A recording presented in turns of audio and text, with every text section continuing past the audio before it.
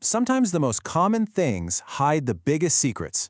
Today, we're going to put a word you use every single day under the microscope. It seems simple, but trust me, it's hiding a fascinating story about grammar, history, and a pretty radical idea to create a global language. Okay, so the word is much. Simple, right? But what if I told you it has this kind of secret grammatical life, and that its whole story is tied to this really ambitious project to build a language for, well, the entire world? Yeah, let's dive in. All right, first things first, let's just take a moment to appreciate what a workhorse this little word is. Seriously, its flexibility is the first big clue to its hidden importance.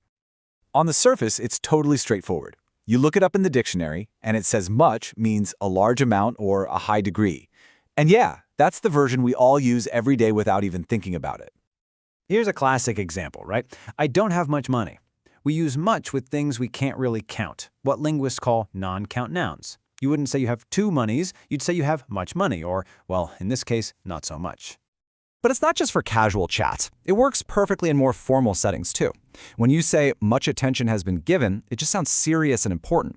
It's the exact same word, but it has a completely different feel here. And check this out. Here, much isn't even about quantity. It's about intensity. It's modifying more fun to really ramp up the degree. She's not just a little more fun. She's much more fun. See the difference? And it even teams up with other words to create new meanings. Think about pretty much.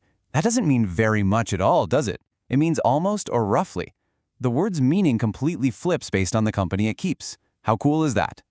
So, we've seen it modifying nouns and adjectives, and we know it changes its meaning in phrases.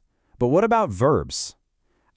This is where we find a very specific, and I think a very cool, secret rule.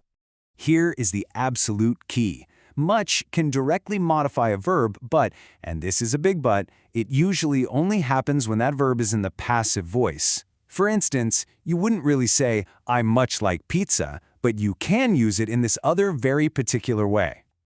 Just look at these. It was much improved. The teacher was much criticized. This type was much used. You see the pattern, right? In every single case, it's the passive voice. Now, I know, it might sound a little formal, maybe a bit old-fashioned, but it is 100% grammatically perfect. It's like the secret handshake of the word much. So why? Why did we just spend all this time on one little word? Because its complexity, its flexibility, and all its secret rules, well, they're all clues that point to a much, much bigger story. And here it is, the big reveal. The reason much is such a hard-working, versatile word is because it was specifically chosen to be on a very, very exclusive list, the Basic English 850. Just let that number sink in for a second. 850. The average English speaker knows tens of thousands of words. So what in the world is this special list of just 850?